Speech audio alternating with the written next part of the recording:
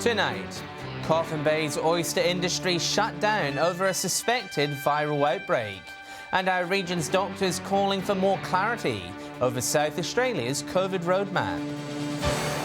From our 7 Spencer Golf Studios, your nightly news with John Hunt begins now. Good evening. First tonight, Coffin Bay's oyster industry has closed amid a health alert. The drastic move coming after SA Health issued a warning about eating raw oysters, following a spike in illnesses linked to the consumption of them. A world-class industry at a standstill. Production of Coffin Bay oysters ceasing due to a bacterial outbreak. So Vibrio is present in the environment, and what we suspect is that high temperatures in the environment have led to higher numbers of bacteria and a particularly pathogenic strain of that bacteria being present at this time. The Department of Primary Industries and Regions closing the industry on Tuesday night as a precautionary measure. PIRSA saying they are hopeful operations will return to normal next week. And over the course of the next week or so, we're hopeful that we will have results that will give us confidence to reopen Coffin Bay. In a statement, the South Australian Oyster Growers Association say they are working closely with SA Health and PIRSA on identifying the source of the current outbreak.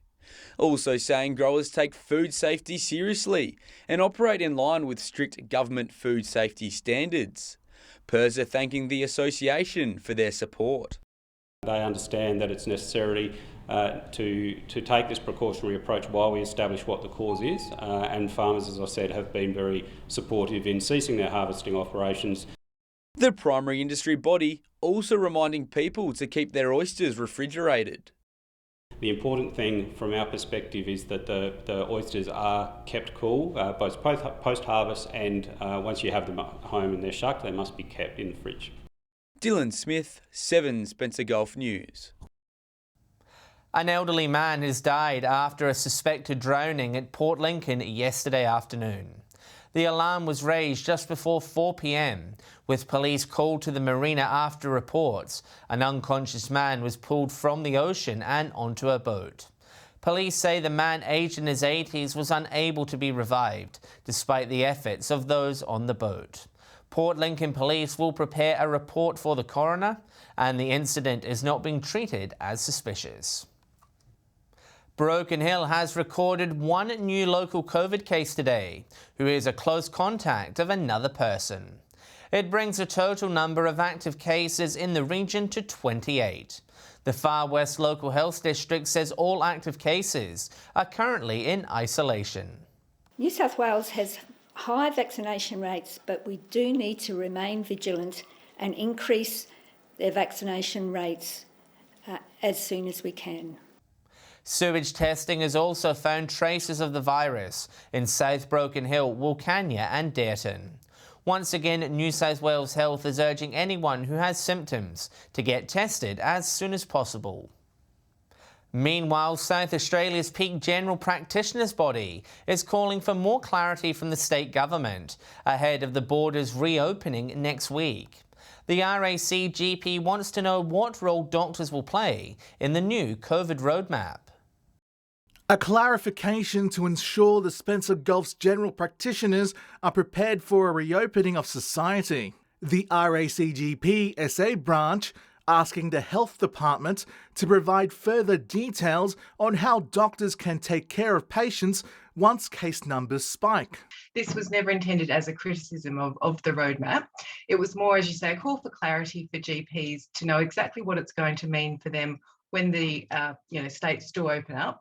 While they are supportive of the revised strategy, they want further details so they can advise GPs.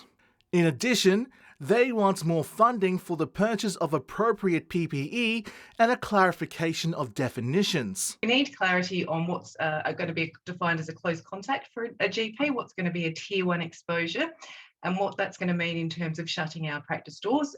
They say Spencer Golf doctors need extra support as they split time between their general practice and hospital service.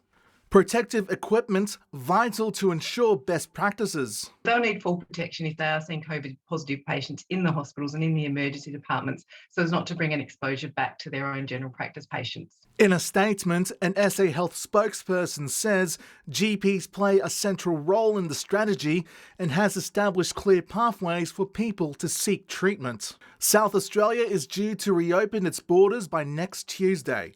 Mark Zita, 7 Spencer Gulf News.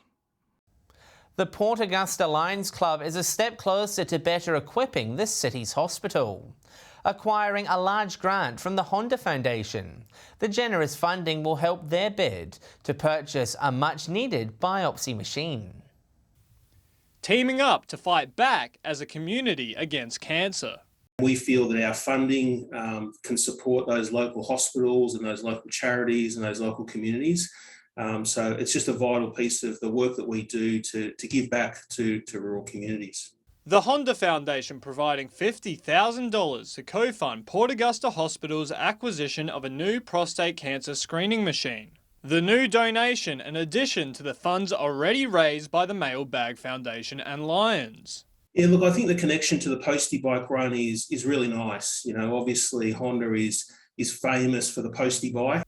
The Honda Foundation has a long history supporting the cause, with their postie bikes being used in various fundraising rides across the country. The Port Augusta Lions Club say they are extremely grateful, as the machine will be able to service Whyalla and Port Pirie patients as well. People that live there will be able to come to Port Augusta and be tested instead of going to Adelaide. So it's a fantastic thing. The machine can give more accurate results than what's currently available, also lessening the risk of patients developing illness from the procedure. Regional health is really important to Honda because, look, our products and our dealers and our customers are really entrenched in rural communities. Edward McCarroll, 7 Spencer Gulf News. Still to come tonight, Tunarama organisers reveal new details about ticketing for the event, and a renowned opera group makes a stop in Port Augusta.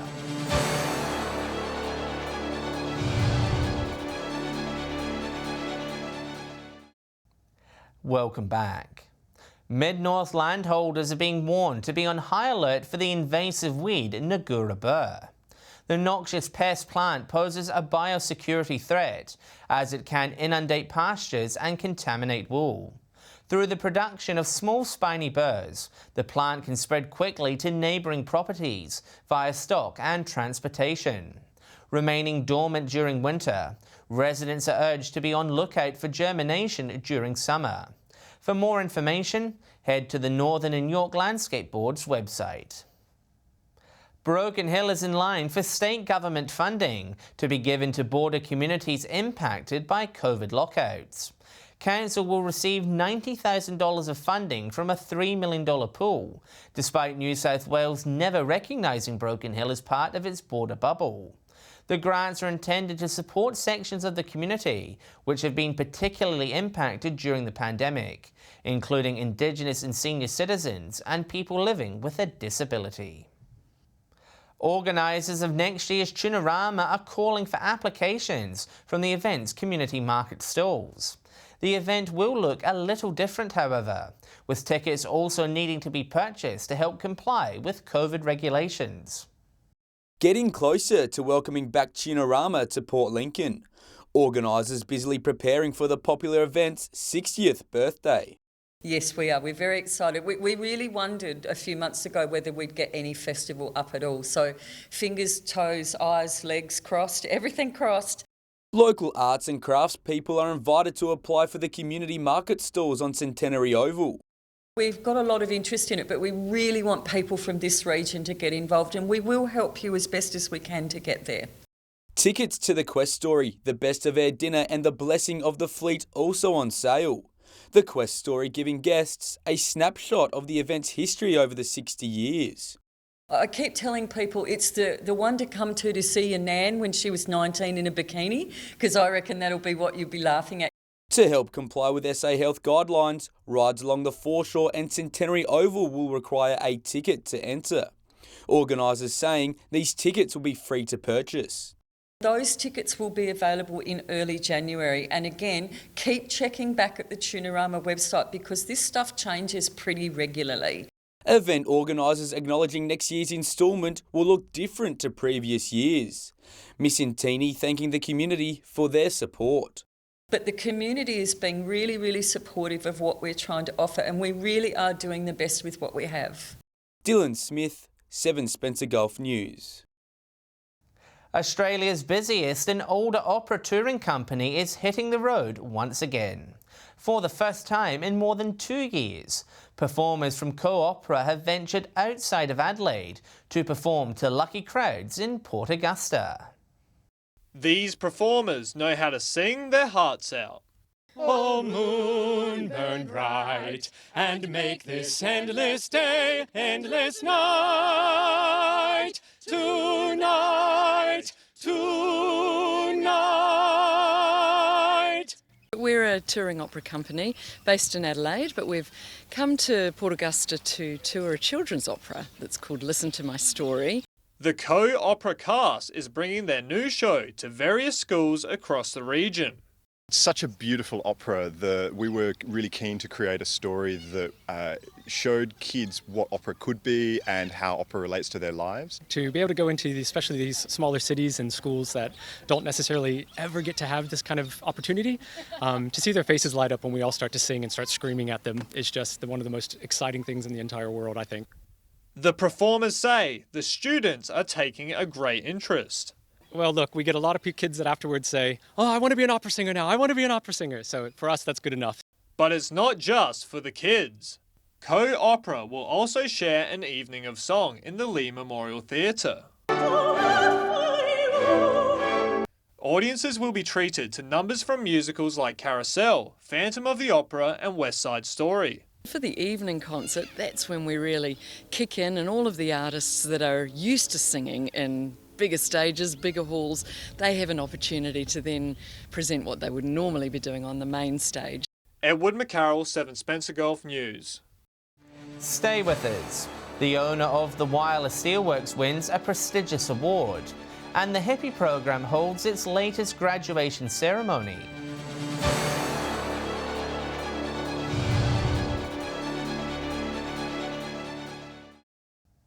Wireless Steelworks has received an accolade at the Premier's Energy and Mining Awards. Liberty Primary Steel was commended for its continuous improvement program, which includes the Green Steel Project. It noted the program's benefit to the local community by being a major contributor to the Steel City's social fabric. In a statement, Premier Stephen Marshall says the winners demonstrated dynamic and transformative work in the sector. A group of Wyler children have reached a major milestone in their lives, graduating from the Hippie program. It aims to help their parents be their children's first educator by developing their early literacy and numeracy skills. Creating lifelong learners with the hope they will reach their dreams and goals. Parents and their children attending a graduation ceremony of the Home Interaction Program for Parents and Youngsters in Whyalla last night. We had 16 families graduate last night. They've been in the program for 2 years, so they started when they turned 4. With the help of tutors, the 2-year program builds a child's love of learning and maximises their chance of eventually enjoying school. Regular group meetings allow parents, children and tutors to support each other. The program's all about supporting families with their children, helping that connection between child and family. But it's also about supporting the learning that they're being exposed to at kindy. The program is offered in Whyalla and Port Augusta and begins a year before their child starts school. Tutors guide children 10 to 15 minutes a day for 5 days a week in that period. It's a free 2-year program, so they start when they are enrolling in and starting in kindergarten when they're turning 4, and then sees the program through their first year of kindy and then their first year of school. Anyone interested in joining the Hippie program is urged to contact Uniting Care SA. Mark Zito, 7 Spencer Gulf News. After a few weeks of rising prices, there's some relief for drivers across the Spencer Gulf and Broken Hill, with the cost of fuel dropping in most parts this week. With all the latest details, here's Lachlan Itter with Fuel Watch. For all the talk of petrol hitting $2 a litre by Christmas, it's almost universally positive news this week. Starting as always with unleaded, where prices have dropped across the Eyre Peninsula.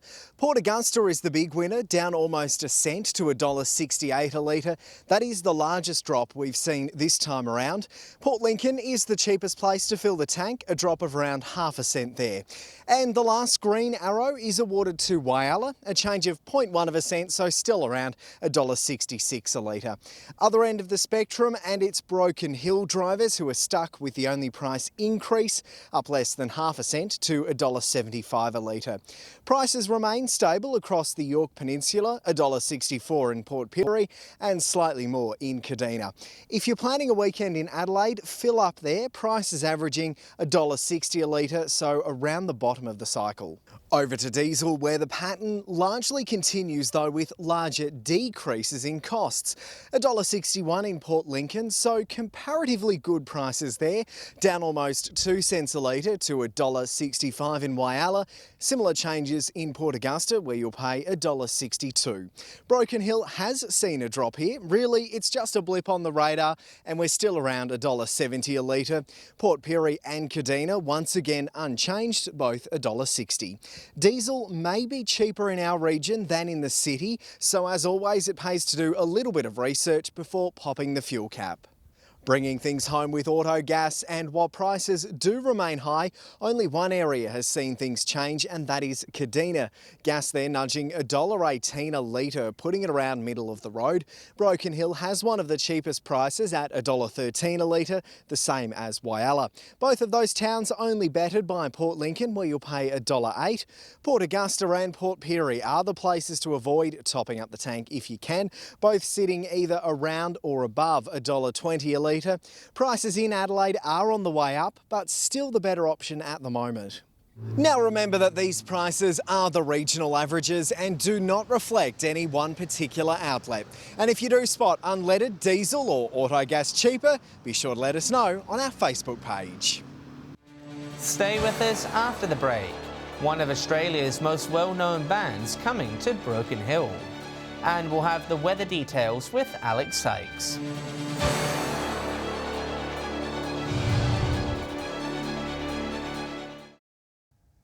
Hello again. Live music is set to return to Broken Hill Civic Centre in spectacular fashion. The Rubens stopping by for their OYSTER Day tour next year. At this stage, their gig on March 20th will be the first touring performance hosted at the facility in more than 6 months.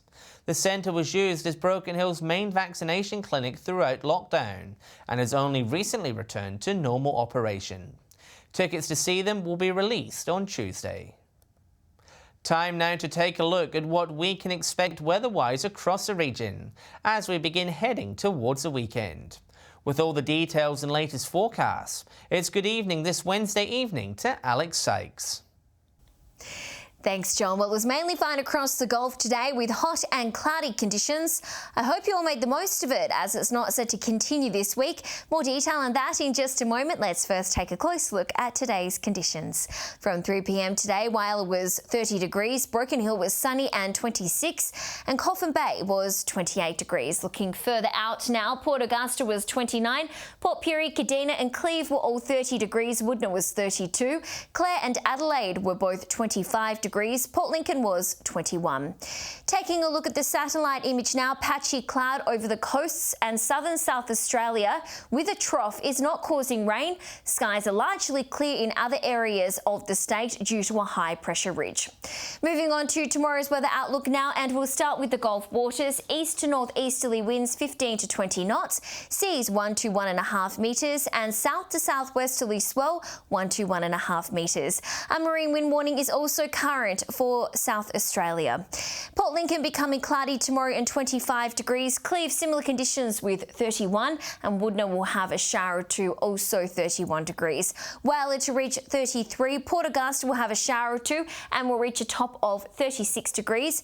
Kadina will get to a top of 30. Possible shower in Port Pirie 32. Clare will be windy and 29, and Broken Hill will be partly cloudy and a top of 34 degrees there. Taking a look further through the week now, showers across parts of the region on Friday. Showers easing in Port Augusta with 24. Port Lincoln a shower or two and 19. Partly cloudy in Cooper Pedy with a top of 39 degrees there, and Broken Hill will be cloudy and 28. Similar conditions on Saturday. Broken Hill will have a shower or two and get to 31. Showers again in Woodner, Whyalla and Kadina, all 23. Port Augusta to reach 27. To Sunday now, and sadly still not a lot of change. Possible shower in Port Pirie and Kadina with 22. Cooper Pedy will be mostly sunny and 30 degrees. Woodner will reach 21, and Broken Hill will get to a high of 29 degrees. Well, it was fun while the dry spell lasted, John. I hope you've kept the umbrella handy. It's certainly looking like a wet weekend. And that's all the weather from me for tonight. I'll see you later this evening with a weather update. It's back to you. We just can't escape the rain. Thanks for that, Alex. And that's the local news this Wednesday evening. Thanks for joining us. I'll have updates later, and we will return tomorrow night at 7 p.m. Until then, enjoy your evening. Good night.